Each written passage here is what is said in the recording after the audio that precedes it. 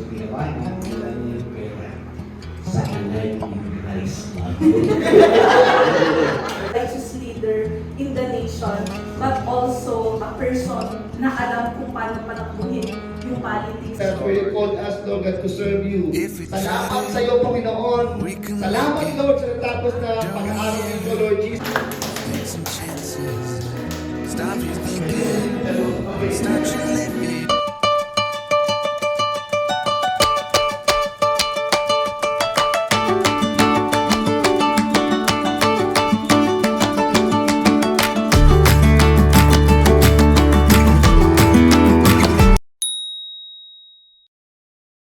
Tayo ng mga missionaries sa Vietnam. Marami na po ngayon doon. No, kaya nga nagigipit sila kasi kumakalat na ang evangelism, kumakalat na doon ang pag-share ng salita ng Diyos. Si Jesus Christ nakikilala na. Kaya medyo na sila ngayon, nagigipit sila. Communist kasi. Marami na po. Marami na tayong IT missionaries doon. Hindi galit sa Pilipinas mismong Vietnamese mga missionaries na marami na nag-commit. The last time nung nandun kami, damit namin lahat ng mga missionaries ng Vietnam. Nakakatuwa, ang dami na nila. Wow! Meron na tayo doon. No, kahit hindi mo na iba doon, at least meron na mga missionaries doon na mga Christian talaga ng Vietnamese. Sige po. Yung agent tayo yung mga local churches dapat pastor. Calling that they should call pastors here, dapat. Dapat talaga ito ang maging maging sending missionaries yung church mo. Amen. Amen? Yung church mo lagi. Nakakalungkot kasi may ibang pastor, ayaw makawalan ng membro. Mawawalan na sila ng membro pag umalis pag nag-mission. Hindi, mali yun. Actually, be-bless ka pa nga pag napunta yung membro mo doon. Gagamitin ni Lord para i-bless pa yung church sa pinanggalingan niya. Amen. So, there are no marginalized people in God's kingdom. We are all equal in the eyes of God. Walang tinatangi yung Panginoon. Ano man ang kulay mo, ano man ang itsura mo. Di ba? Yes. Ano man ang amoy mo. Ako yan, sa ibang bansa. Ako nakaranas na ako. Sibuyas. Grabe. Iba-iba ang amoy. Anointing. Amoy makakasalamuha mo sila. Pero, again, wala kailangan mahalin Yes. Si Lord na walang tinatangi Kahit na ang kulay mo, tsura mo, amoy mo, mayaman ka man, mahirap ka. Welcome ka sa kingdom of God. Amen. Amen. Patuloy tayo. We believe in believers coming from everywhere, going to everywhere. Missions belongs to the world, to the whole world. Amen. So hindi lang Pilipinas ang mga missionaries. Even other countries meron din sila. Kaya may IT, USA, Canada, Australia. So tulong-tulong po tayo sa pag-share ng gospel. Okay, ano po natin? We are an interdenominational Christian evangelical born again ministry, living out worship and service to God from our wide range of backgrounds and styles. Okay na, anong background ng style mo? Walang pinipilang icon ko. Kahit anong itsura, kahit anong klase.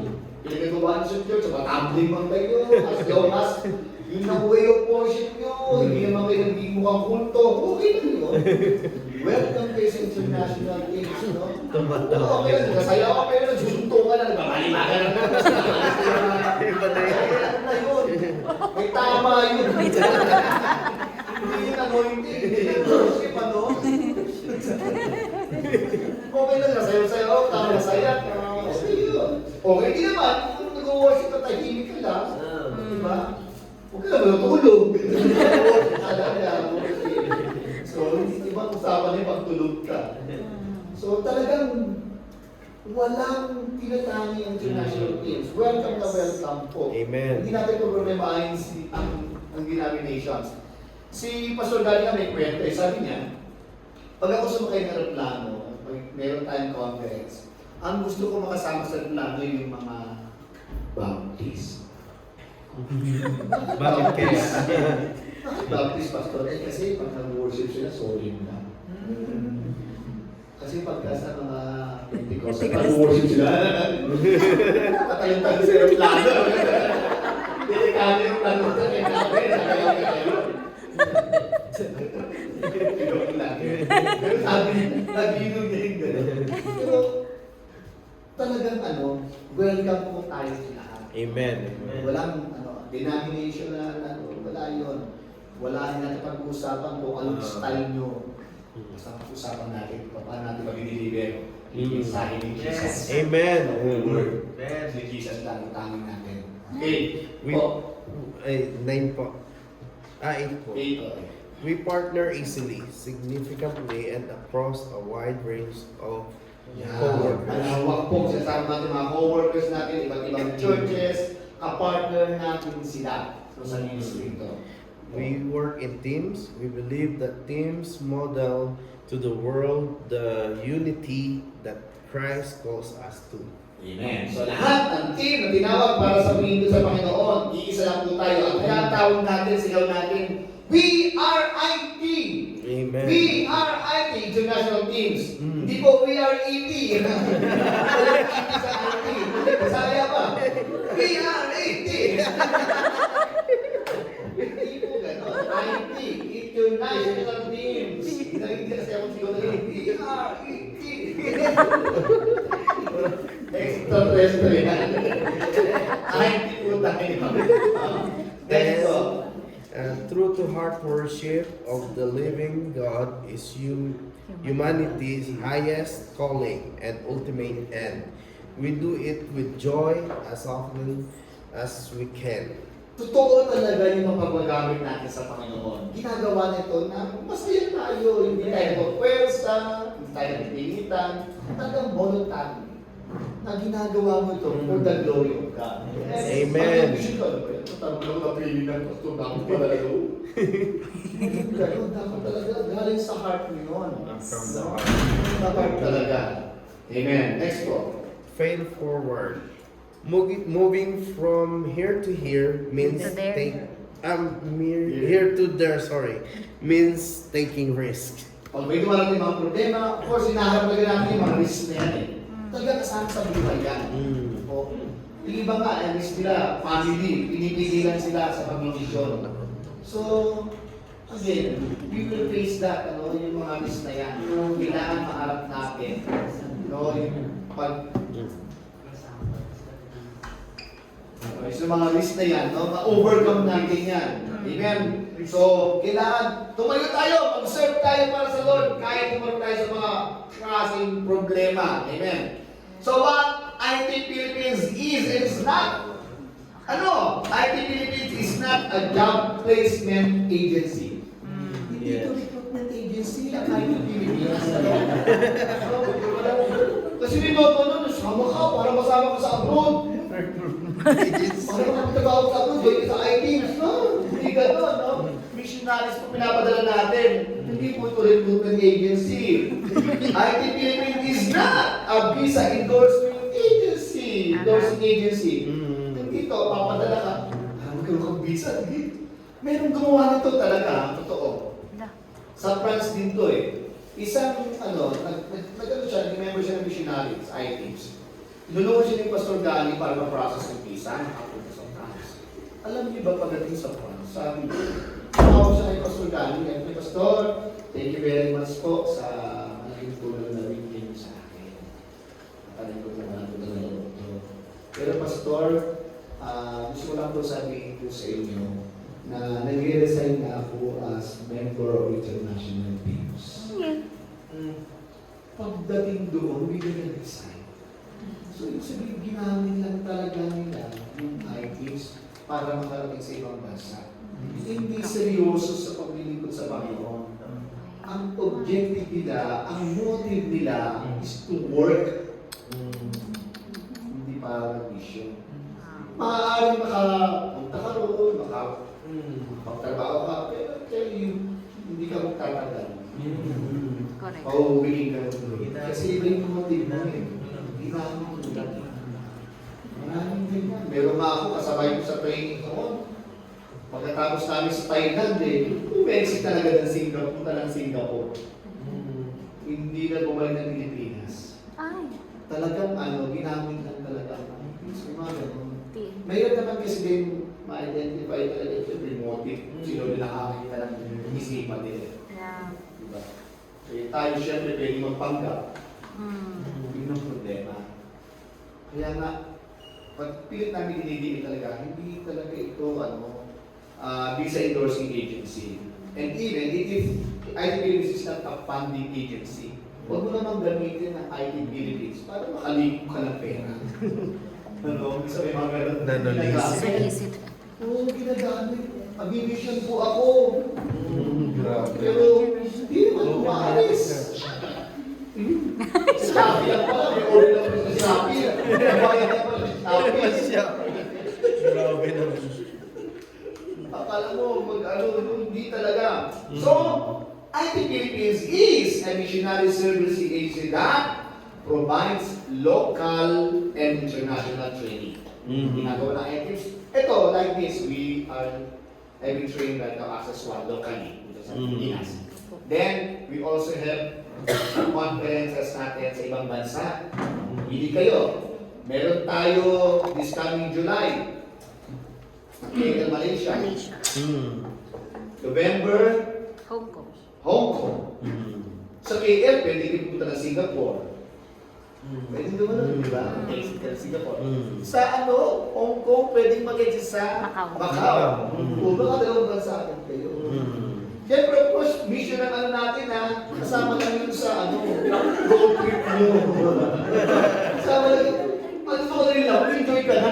Hindi naman pinabawal ang activity. O sige, pero yung conferences na yun, matututo kayo, marami kayong malalaman. At magiging part talaga kayo ng mission na ito. Ganda, mga kapatid.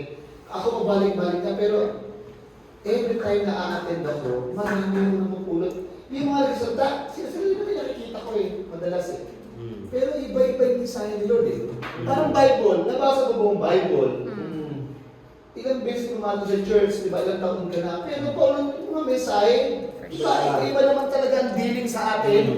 Although, John 3:16, isang tira mo lang, alam mo na agad. Pero may special dealing yan sa atin. Di ba? Iba-iba yung pangungusap ni Lord Kaya, every conference na pinupuntahan ko, lagi na-encounter ko talaga si Lord. Iba't iba yung mensahe niya. Iba-iba yung pinapagawa niya. Lately nga lang ito sa Taiwan. Sabi ng Lord sa akin, yung buong church mo, kailangan mag-access one yan. Hanggang maaari, malibre sila. Basta ang goal natin, ang goal nyo, ma-share to access one training. Malaman nila kung ano yung Great Commission. Malagay sa heart nila. Ano po? Kaya, praise God, marami naman tumutugon sa mga members namin. Amen. So yun, we provide field deployment coordination. So bawat pag-alis ninyo natin as member of I-Teams, ando doon na, may invitation from I-Teams na makakalabas kayo ibang bansa, mga kapatid. May invitation yan. Punta kami Hong Kong. May invitation doon from Hong Kong na invited ka, limutin ng conference. Yun ang pinapakita sa immigration. Kaya binibigay ng items ko yun. Provides links up with the field, kung ano yung mga kaganapan. Provides missionary care service, andun yung pagtulong sa akin ng items. Provides field supervision, kung andun na kayo sa mga bansa. Mayroon tayong boss na titingin sa inyo, aalalay sa inyo, tutulong sa inyo sa pag-mission ninyo. Provides administrative support. So lahat ng pangangailangan ninyo, ibibigay ko ng items. Prayer covering, global identity, crisis management. Pag dumating sa mga panahon ng punong gano'n, parang kailangan, andun po ang international teams para lalayan tayo naman. So dito, recruitment agency, na pagka pinadala ka, bahala ka sa buhay mo. Magtrabaho ka dyan, basta galingan mo, kung ano mangyari sa dyan, wala kang pakialam. Yun ang mga yun ang mga dito, mga agency, di ba? Ako galing sa agency, dati ako recruitment agency. Dati nagpapalis kami ng workers going to Taiwan, Israel. Ano yung itsura ng Taiwan? Palis ko na palis, di ko alam. Pero yung nakita ko. So, hindi ganun. Hanggang dun ka, kahit nasaan ka, andun po yung guidance, support. ng international Philippines. Maaasahin po yun. Okay. So now, i-close na po natin yung ating mga lahat ng pera ito, pinagpenta mo niya. Susurrender din sa'yo. So ginawa niya, dala niya yung pera sa alay ni Christ bago. Isang sakong pera. Isang sakong pera, mga kapatid. Makinig kayo. Isang sakong pera, dala-dala ng drug lord na ito para ibigay sa alay ni Christ bago. Ito na, panahon ng prayer meeting nang pumunta yung drug lord. Hindi nakakita ang member kasi iniwan yung sa sako. Ito, lapit sa dito. Iniwan sa sakong pera. Nag-umpisa na pagdidiskusyon. Sabi niya, naku, Pastor! Pastor Charlie, Pastor ano? Meron po nag-iwan ng pera, ilala ko yung drug lord yun. Yan, Pastor, huwag natin kunin yan, masama yan. Galing sa drug lord yan. Delikado yun, baka masangkot tayo sa kaso, masabi nila. Pinaanan mo, naib tayo sa kanya. May tumayong isa, sabi niya sa hindi, mabuti ang pera niya. Kung nagamit natin yan, hindi na tayo mag-renta. Hindi na tayo ng lupa. Sa bagyo, patayo tayo ng church. Hindi rin, sabi ng isa, hindi rin. Masama yan. Kasi maraming bata, maraming tao nagbuwis ang buhay dahil dyan. Marami naging asik dahil dyan. Marami na tokhang dahil dyan. Sabi niya, sumagot naman isa, hindi! Kailangan natin yan. Di ba gusto natin pumunta mag-mission sa iba't ibang bansa? Wala tayong pang-register. Wala tayong pang-bayad sa accommodation. Kailangan natin yan. Kailangan natin. Ano daw na pag-ira niya? Sabi niya, hindi! Hindi, masama talaga yan. Mahirap yan kasi tayo pupunta ng mga pulis. Alam ng mga tao na drug lord yun. Tapos malalaman tayo, pupunta dito. Sabihin, kasali tayo. Dapat magkitangan tayo ng drug lord's name. Susama kapit. Nanalo ang masama ang pera. Nagkaisa sila nga. Nagkaisa na kami. Masama talaga ito. Kasi galing sa drug lord ito eh. Kakausap tayo makarating ito. Ang ginawa nila, decide sila, ibalik yung pera doon sa mga drug lord. Ito na, sa bahay ng drug lord. Nag-doorbell sila, ting! Tapos iniwan nila yung pera sa akin. Umalis na sila. Lumabas na yung drug lord. Nakita niya yung pera. Oh, Lord! Di ba, binigay ko na ito sa'yo. Sinurrender ko na ito lahat sa church. Sa Alive in Christ, ayoko nang gamitin ito eh. Ayoko nang bumalik sa mag-drugs eh. Pag-bibig ka ng drugs eh. Kaya nung Lord, pinalik nila sa akin eh. Hindi mo na ako pinapatawad, Panginoon. Binalik mo sa akin. Sabihin yan. Yung ginagawa ko, tutuloy ko pa rin. Ayaw nila, ako na lang nagamit. Ipipili ko ulit ng mga drugs. Magbibenta ulit ako. Ayaw rin naman pala nila eh. Basta na pera. Anong moral lesson dito, mga kapatid? Sa pagtingin natin ng pera. Minsan nagkakamali tayo. Neutral naman kasi ang pera. Interpret. Yes. Actually, hindi naman talaga Masama ang pera. masama ang pera. Hindi rin siya mabuti. Hindi masama ang pera. Hindi rin siya mabuti. Money is amoral. Wala siyang kinalaman kung paano mo siya gagamitin. No? Money is just a tool. Yes. Kahit ito eh, ano ba bang itong laptop na ito, maganda ito, tama, gamit natin. Pero subukan yung iba doon sa inyo ito. Sabihin mo masama, hindi. Ano pakilam yan eh? Hinagis mo ako eh, sasabihin mo. Mali ko masama. Nandito lang ako, hinagis mo ako eh. Ang humahawak nito, yun ang masama. Now, bottom line, saan nyo gusto mapunta yung pera? Sa masama na tao o sa mabuting tao? Kaya nga ito yung sinasabi sa Bible na binasa natin na the wealth of the wicked will be transferred to the righteous. Galing sa masama eh. Ibinilipat na nga sa mabuti Ah. para magamit sa kabutihan. Ang pagkakamali natin, inanggihan natin yun. Binalik natin. May mga ganyan masyadong mag-isip yung ibang mga churches na ang tawag sa kanila. Ang tawag doon. Masyado close-minded. Oo. Extreme. Dahil sa word extreme sila. Akala nila pag galing sa iba, masama na. Yes. Hindi ba alam yung perang hawak natin ngayon? Dumaan sa kamay ng mga hippies, uncontrolled. Kumala ka eh. Kung talagang masama yan, mga pera na iniisip nyo, bigay nyo lang sa akin. Masama pala eh. Wala mag-iingat ka mga yan. Sabihin mga kapatid, walang kinalaman na pera Yes. magiging masama. All the pleasure, all the demand, paano nito gagamitin? Sa kabutihan ba? O sa samahan? Ngayon napunta na sa atin ang pera niyo. Ganun na sa kabutihan. Amen. So, mag-interest pa natin. Hindi matayo na dito. Tapos yung our mind.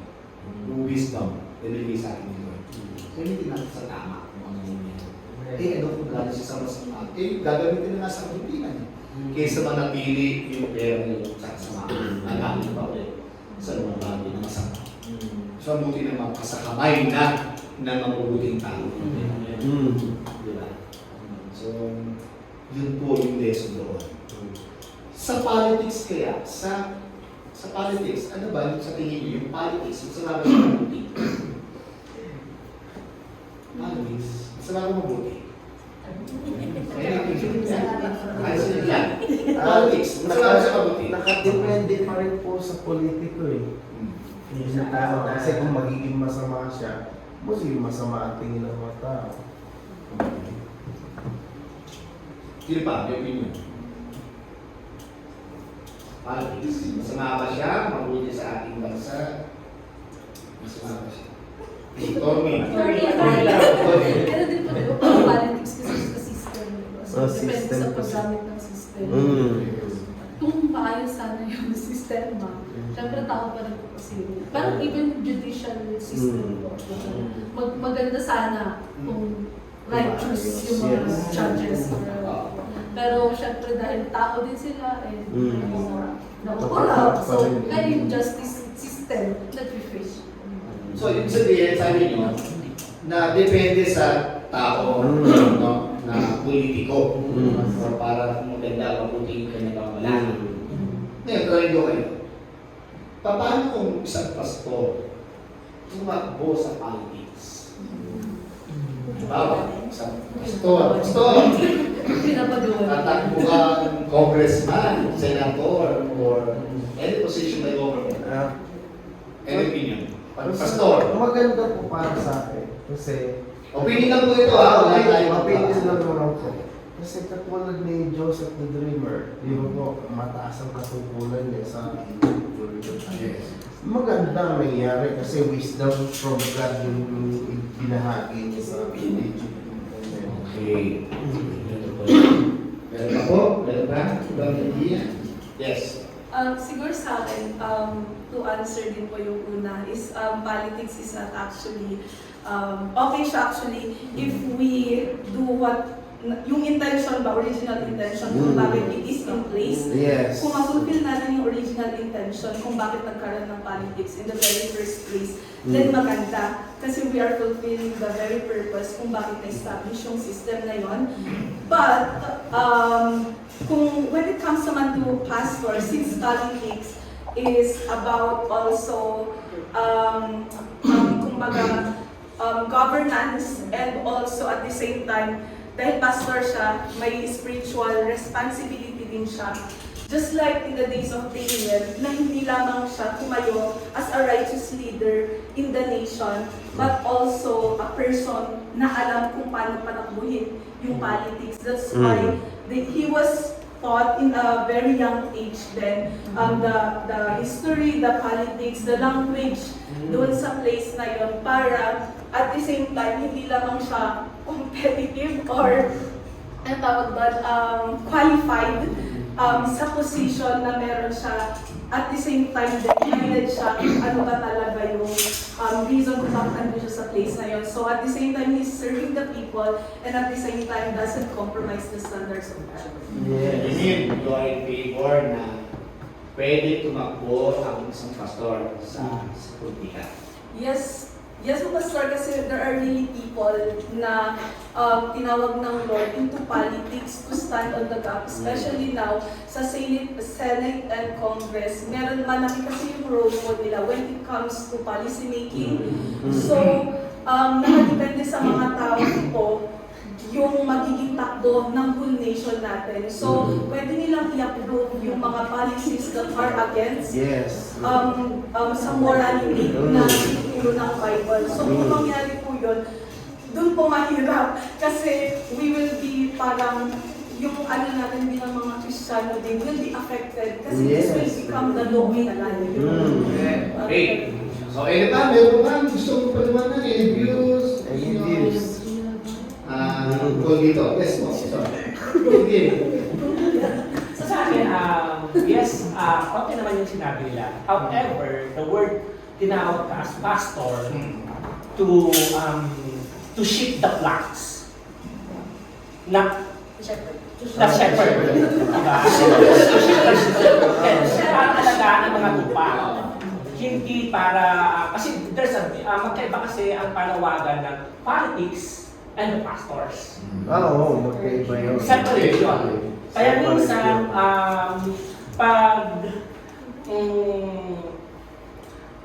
minsan kasi kaya minsan ang mga pastor mo, pasok sa politics, nagbabago ang perspective. Kasi napapaligiran din sila ng mga taong makamundo. Kaya minsan, na-influence sila. Kaya nawawala madalas yung panawagan at nadudumihan yung the word pastors, yung calling. Kaya sa akin, kung tinawag ka magpastor ka. Kung tinawag ka magpolitika, magpolitika. Yes. Hindi pwede. Hindi pwede ginagawa. Kasi sa akin, we cannot serve two master. Yun yung po sa akin. Si David, he was a shepherd first, then became the king of Israel. God called him to be a king. But he was a pastor also. After that, literally. Okay lang yun. Kasi kapag king ka, ang talagang sakop mo ang buo. The whole nation. That's why he can relax. He can do everything. Because he's a king. But he's not a priest. Kasi ang pastoral is a priest. Yun siya. Yun lang po yung sa akin. Kaya sabi nga, hindi pwede pagsabayin ang politics at ang pastor. View lang naman po. Yeah. Oo, wala Hindi naman naman tayo. naman Alam mo, totally papa. Meron po kasi akong, I'm enrolled currently sa Missions Academy. So, online ko yung intake. Ang tinuturo sa amin, there is also what we call a bivocational calling. No? Kasi parang redundant, di ba? Vocation means calling. So, meron tinawag ng dual calling. So, yun yung in-explain sa amin. So that some of us will not get confused. For example, ako na lang, ako yung example ko. Diba? Because I have a training to be a doctor, but I know that I am called to pastor, for example. So, kung very stiff tayo doon sa, hindi kasi dito ka lang, politics ka, pastor ka, doctor ka, parang gano'n, no? So, may mga tao in God's wisdom that are called with a bivocational calling na pwede silang mag-operate by His grace na sa isang aspect at the same time sa isang aspect, no? But kung yun ang tawag sa'yo ng Lord, He will also give you the grace na hindi siya paghaluin, no? Or hindi ma-overpower ng isa yung isa, gano'n. Parang naiintindihan ko yun. Parang, yun lang yung view na gusto kong i-share sa inyo na according to our teacher sa mission school, merong mga tao talaga that they are graced by God to do a secular work, for instance, and at the same time, a priestly work. No, that they do not need to contaminate or Yes. or destroy Both the sides. boundaries of both sides. So yun po is unique to everyone. So ibig sabihin, there are people not blessed with the vibe vocational pero ang sabi lang ni Lord, yan ka kung dyan ka. So extremely dun lang talaga sila. And there are some also who are in the boundaries, parang ako, may healthcare ako, but at the same time, may ministry work na super inside the ministry work. Yun po yung gusto kong i-share sa inyo na may possibility na ang isang anak ng Diyos ay magkaroon ng two unique na trabaho sa kingdom. Yan na lang. Yun lang. Halimbawa lang po, ikaw ay pastor, pero hindi ka tinawag ni Lord talagang maging lingkod sa bayan bilang politiko. Halimbawa, ganun po. Pero nakita mo, ang mga kalaban mo, puro pro-LGBT, puro immoral ang ipapasang batas. Halimbawa lang. Siyempre, mas a-agree ako na po yung pastor. Mga, iboboto ka na yung pastor kaysa doon sa mga katulad na nangyayari sa Canada ngayon. Pansinin niyo po, 20 na sana sila, bawal na talaga totally ang mag-vote ng Biblia. Bawal na po talaga. Kasi nga, karamihan sa kanila pro-LGBT, puro satanista, karamihan ang naluklok na mga leaders dyan. Kaya ngayon, napakahirap po. Kasi katulad na sinabi ni Sister na yan ay magiging law of the land. Ako, mas kahit na alam kong hindi tinawag sa politika yung pastor, mas iboboto ko yung pastor. Kasi kahit pa paano, meron siyang kumbaga may tanim siya ng banal espiritu. Yun ang iano ko sa supportahan ko. Ay, saka Pastor, just to complement ko yung sinabi ni Pastor Stan. Parang si Nehemiah, di ba? May times na pwedeng for a season katatawagin sa task na yan. So, not for your whole life. Like, for example, yun nga, kunwari, may urgency sa politics, bigla na lang kinausap si Pastor Jesse, for instance.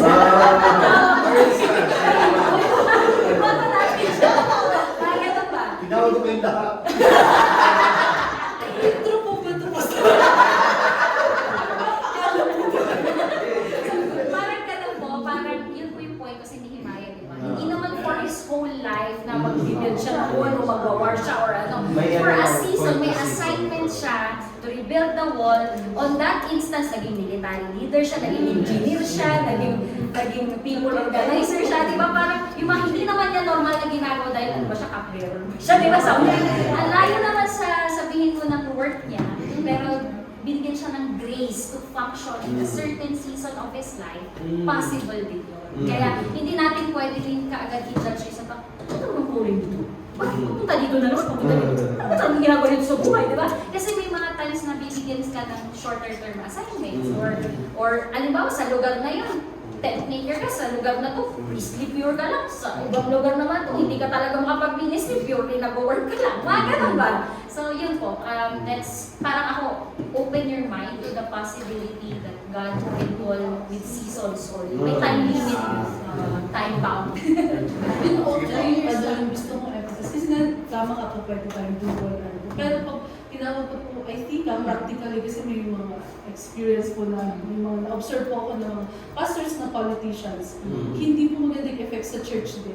Pag siya pa rin yung nanatiling head, yun si pastora, yung maging mayor, ganyan, pastora. Example lang po, yung mga decisions po niya, maapektuhan po yung flock niya eh.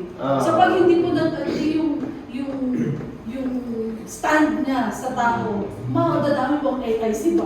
Parang ganun po yung so parang po si Nehemiah nga po, nagpaalam siya. Nagpaalam siya na for this season, hindi mo na ako magkakachair. Tapos nagpaalam siya na, ito mo nang gagawin ko. Pero hindi niya, parang nirelinquish niya yung isa lang. Practicality po kasi yun nga, pare-represent mo pa rin kasi yung church mo, pag pastor ka, yung decision mo dun sa kahit ang personal decision na political decision ng grupo nyo, madadamay po yung ministry. And masisira din po yung church and yung testimony ng Kaya parang yun lang yung practical siguro po na kailangan yung isa. Bibitawang hindi po pwedeng sabay kang nagsiserve. Parang ganun. At saka minsan po nagiging nagagamit po yung church for Yes. political ano po. Mismo. So parang, kasi may mga experience ka po kami na dahil siya yung politician, na pastor, mas parang kinuha niya po yung mataong events. Parang mga ganun po, parang inaangkin niya yung mga ganun po. So parang hindi po masyadong, sa akin na May practical, interest. practical ano na po yun, dapat i-precise. Ano siguro talaga pinag-aaral. Ako po, pastor, para sa akin po, possible po na pwede pong pumasok sa politika yung pastor po. Kasi unang-una bilang sa lingkod, meron po siyang tinanggap na direction sa Lord. At the same time, nung tinawag po siya for that direction, he has a mission or she has a mission. Kaya yung sinasabi ko ni Pastora kanina kay Maria, there is a sudden season. Na parang ito, ngayon dito ka muna sa palace, on the next mission mo is dito na. So, pwede po, Pastor. Yun lang po yung ano. Okay. Wala na po? Wala na ba? Okay. Pero sa side. Okay. So, naiintindihan ko yung mga pinagagalingan niyo. Kanina yung sinabi ni Pastor kanina.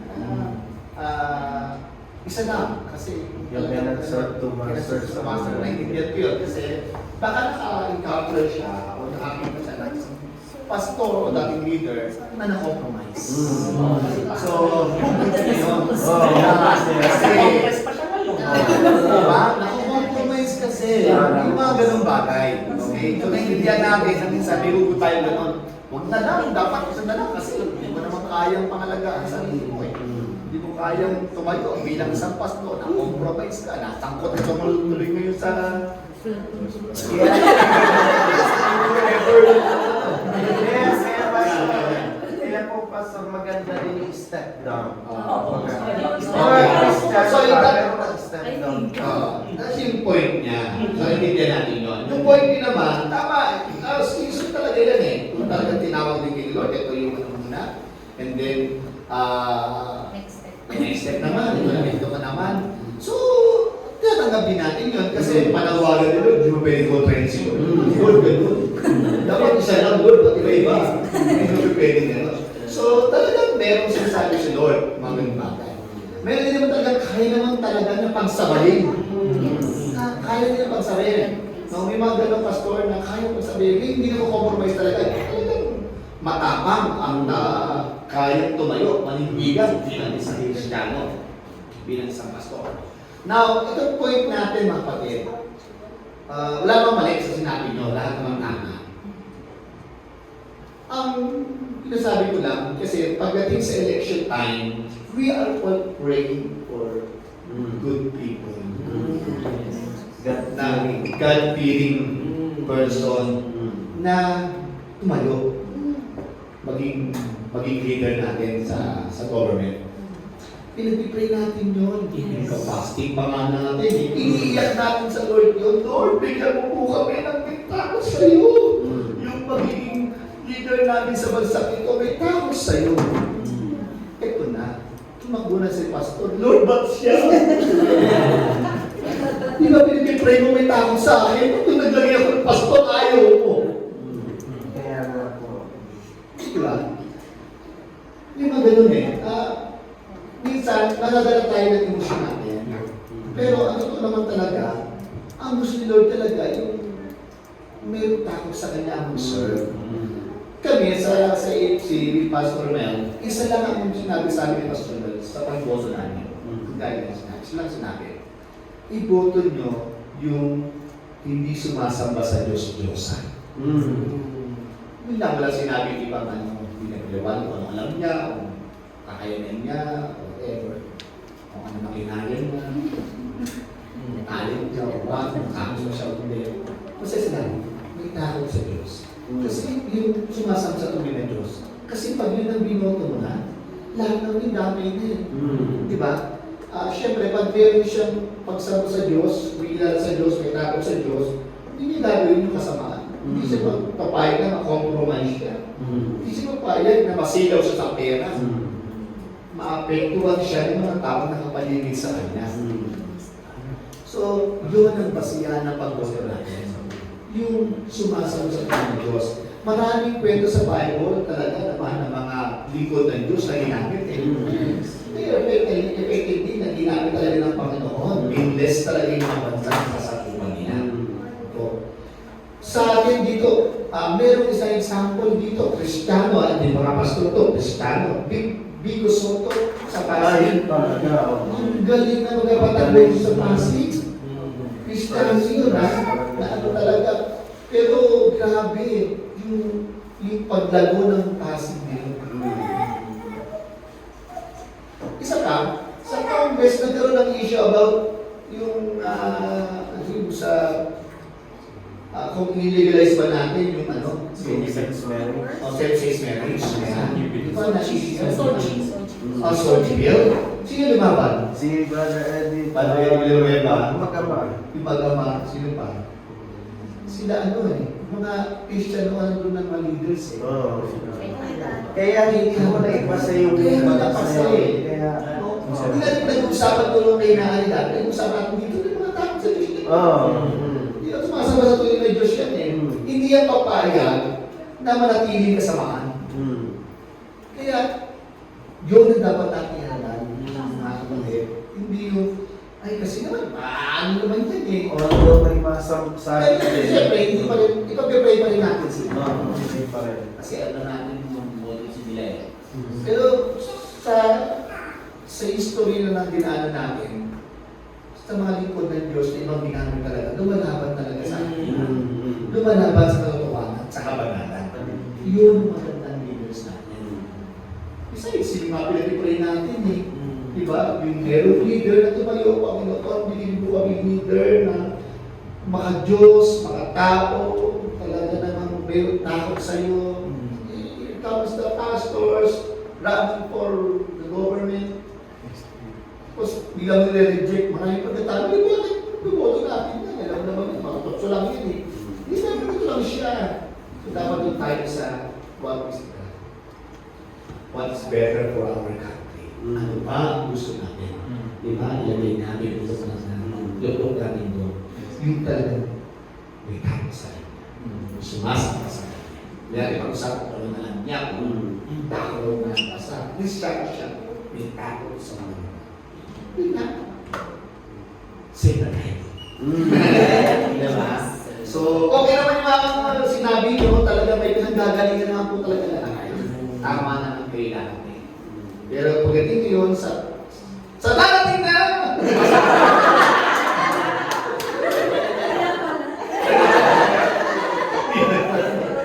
Pero ano, may istorya mo ganyan. Pero dyan naman tinawag ng Panginoon. Ito kukwento ko sa inyo kasi tumakbo ko sa amin, sa lugar namin sa Taguig. Pero hindi barangay Kagawad lang. Barangay Kagawad. Barangay Kagawad. Tumakbo ko ba? Talo ko. Akala ko rin talo ko malapit na ako sa bilangan eh. Talo. Pangalawa, nag-try ako ulit. 2010 yun. 2013, nag-try ako ulit. Talo ulit ako. Lord, ano ba? Samantalang ang ganda naman platform ako. Nag-iwan ko sa kalakasyon din ako. Hindi ako nanalo. Yung kapatid ko, chairman yun eh. Barangay chairman. Lagi siya panalo. Ako talo lagi. Lagi talo siya, lagi panalo. Alam sabi ng kapatid ko, kasi straight ka eh. Nalalaman na sa way straight ko. Yung pala, sa hangin nila, talagang may mga corruption na hindi maganda ng mga. Sabi niya, hindi ko bagay dito. Pero hindi naman yun ang hanap ko eh.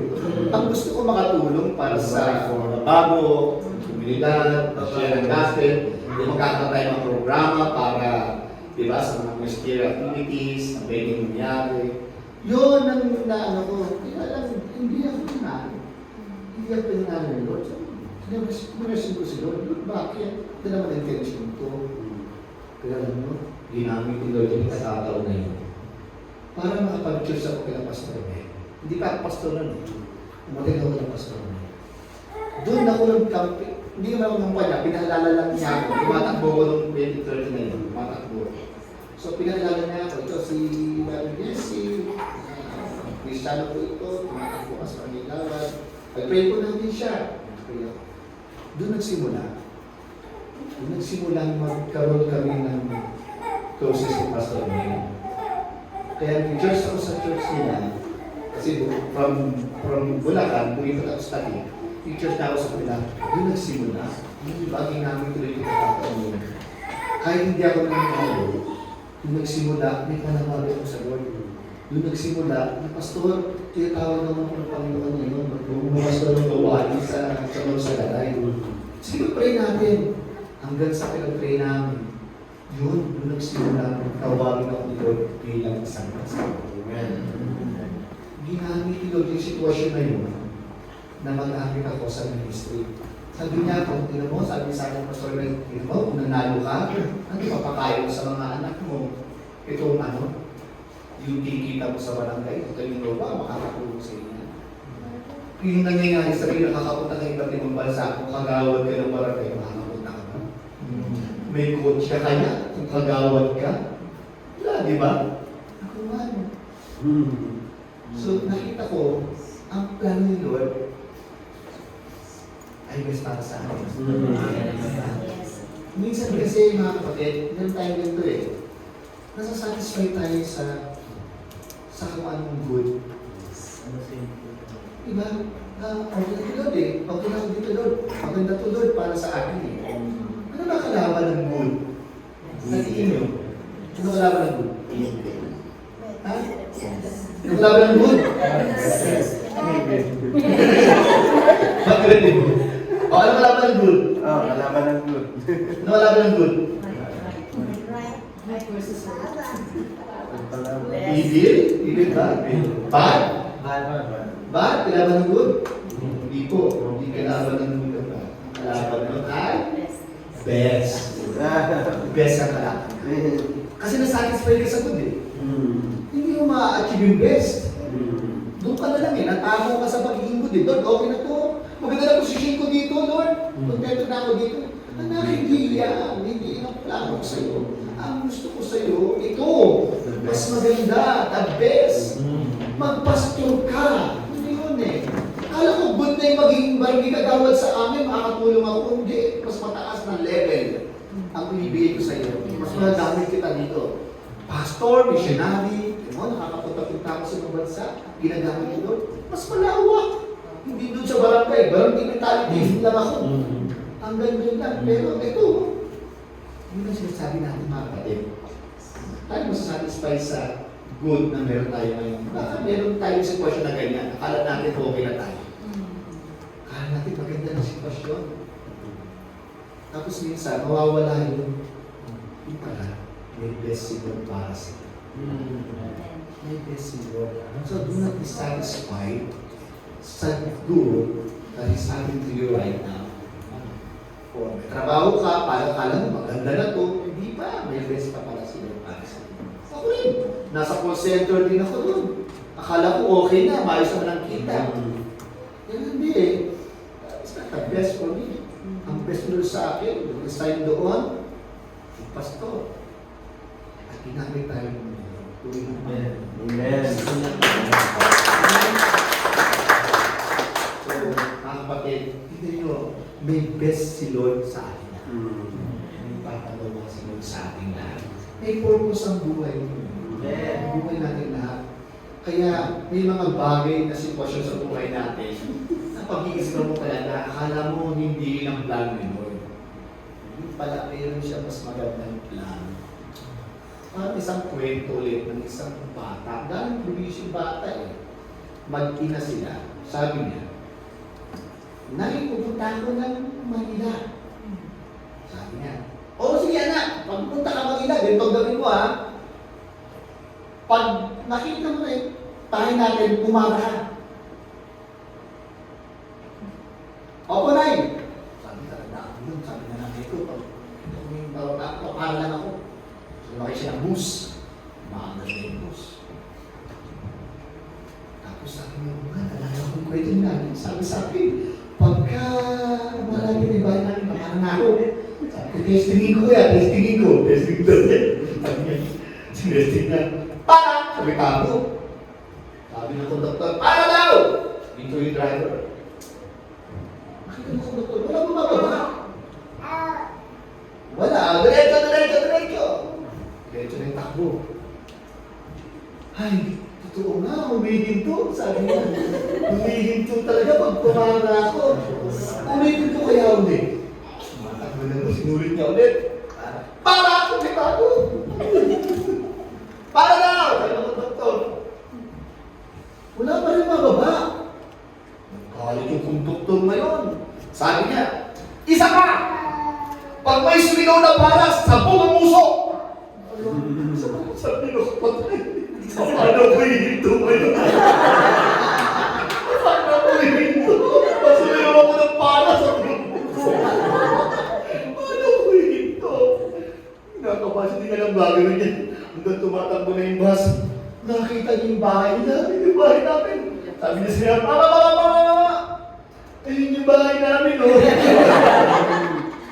Minsan kasi yung ma-decision tayo na bigla-bigla. Akala natin yun na.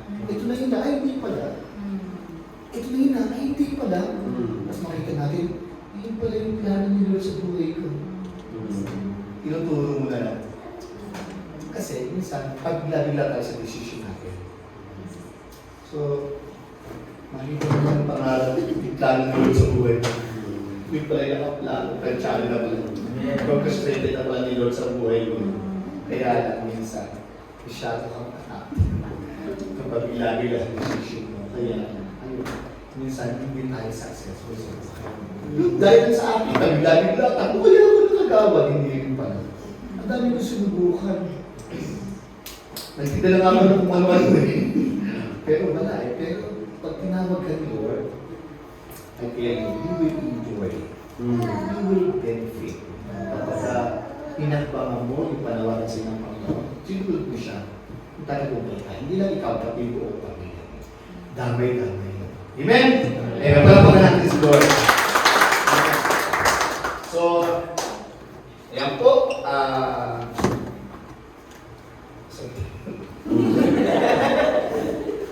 Okay.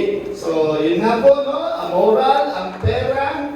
Okay? So, God is so how do you possess this blessing? Sabi dito po, possessing blessings. Sabi dito, mga kapatid, ito. How do you possess the blessing? Sa page 18. Believe in your heart. Basahin nga po natin yung page 18. Yung they have understood clearly that in order to possess promised blessings, dapat ito ang meron ka. So, basahin po ni tayo kay Andrea. Yes. Di ba pwede na yung sa page 18. Ito po yung ID.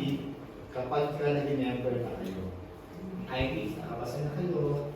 You will have this ID. Hallelujah! Ready?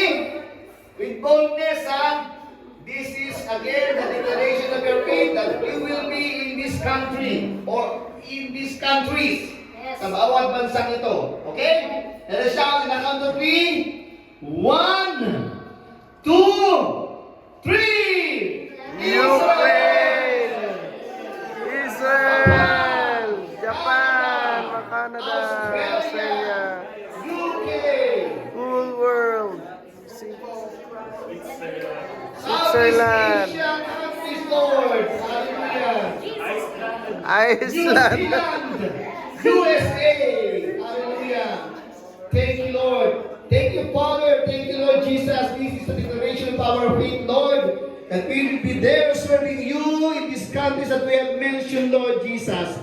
By faith, Lord, by faith, we are declaring right now, Father God, that we will serve, Lord God, in this place, Lord Jesus, Yes, where you Lord. called us, Lord God, to serve you. Salamat sa iyo, Panginoon. Salamat, Lord, sa natapos na pag-aaral nito, Lord Jesus. We know and we believe, Father, that you called us, Lord, sa ministeryo nito, Panginoon, upang ihayag ang mabuting balita, Panginoon. Those people, Lord God, na hindi pa nakakarinig ng salita, Panginoon. Those people na hindi pa nakakakilala sa iyo, Lord Jesus. Father, we praise you, Lord Jesus, na kami po ay pinili mo, Panginoon.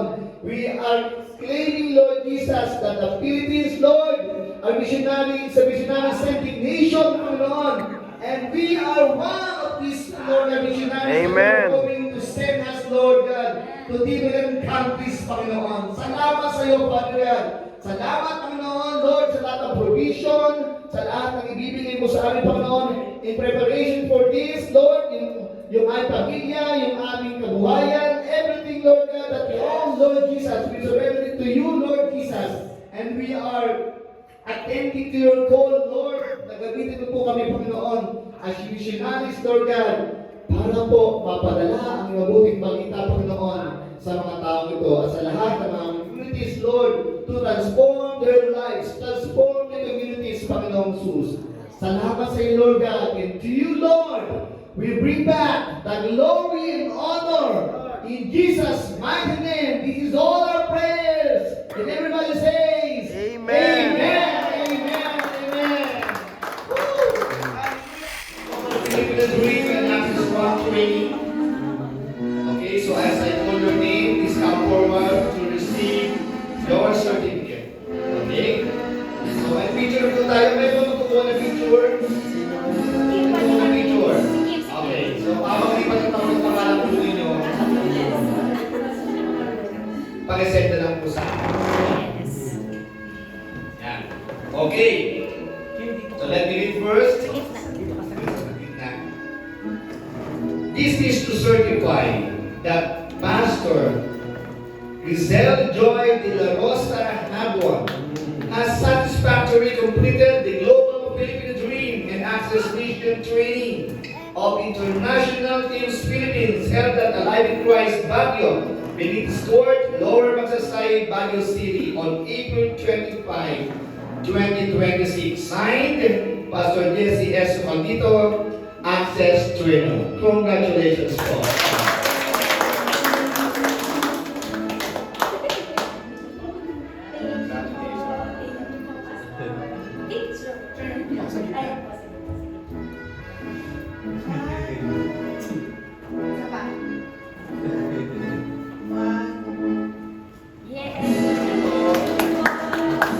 Next, congratulations to Pastor Stanley Luke Abon. Congratulations.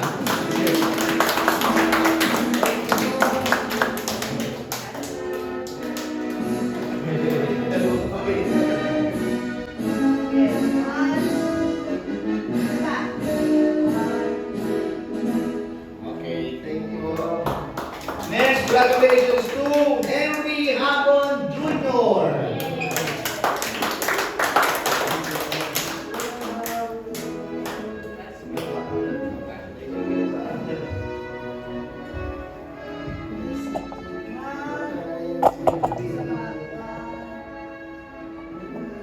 Okay.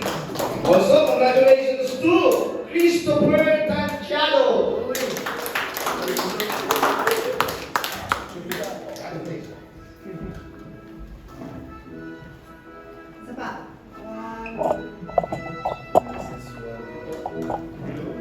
Congratulations also to Mario Nicolas.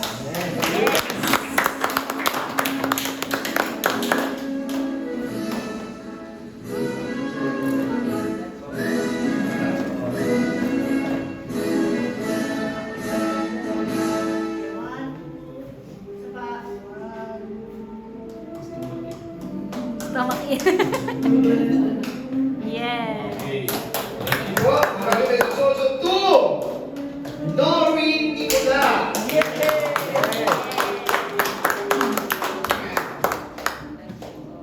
Congratulations.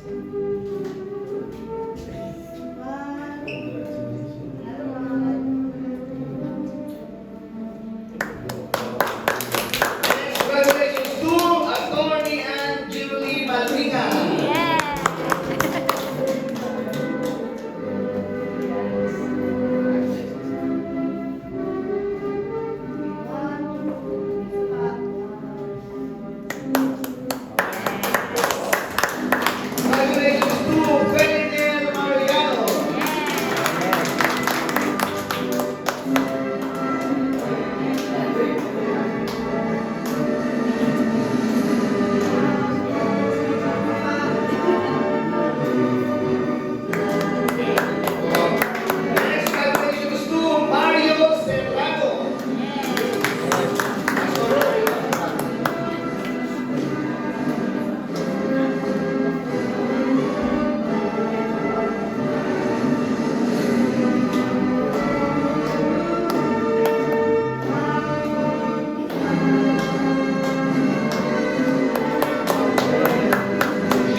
congratulations to Mayor Aplausen.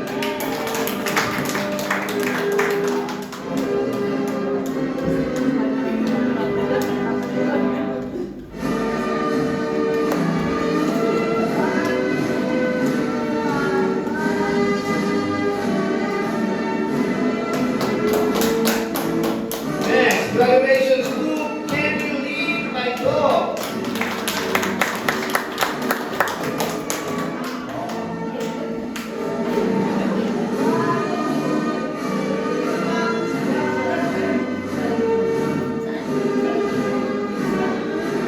Also, congratulations to Kim Bangisma.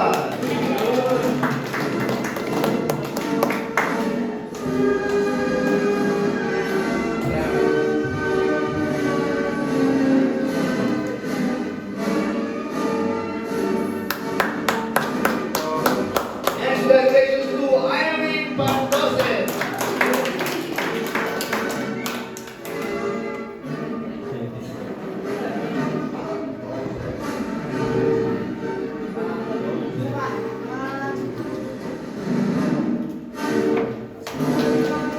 And congratulations to Elsa Batille.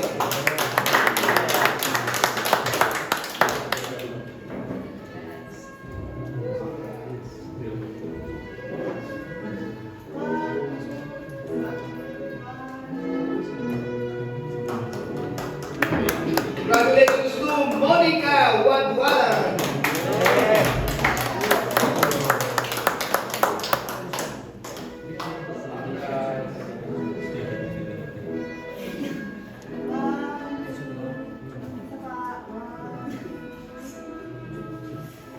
May tayo na ano. May direct. Okay, congratulations to Gladys Wakay.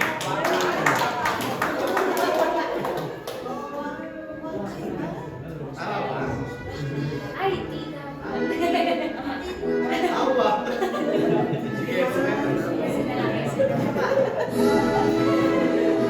Sige, pagkawayan ko edit na natin mamaya. May mga problema po sa pangalan po ninyo, edit natin. Okay, congratulations to Ryan Zerquito.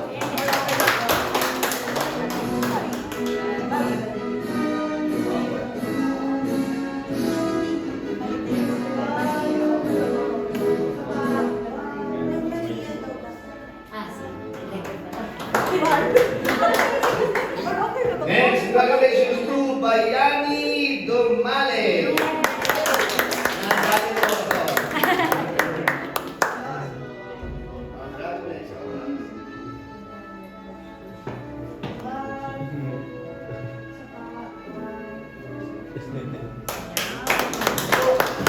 And last but not least, congratulations to Christine Dormale.